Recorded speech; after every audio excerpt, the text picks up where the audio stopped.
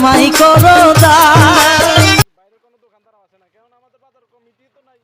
বাজারে বাইরের দোকানদার আসে কি করবো? এই যে দেখেন, বৃষ্টি কদ্দুর হলে আমাদের বাজারে আগমন পানির জন্য যায়। এই যে দেখতে পাচ্ছেন কত একটা দুর্ভোগের মধ্যে আজ আমাদের বাজারে দোকানদার আছে।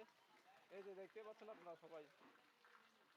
এই যে একটু আগে একটু বৃষ্টি পড়ছে, বৃষ্টি হওয়ার থেকে কিন্তু আমাদের রসুদিয়া বাজারে এই যে দেখেন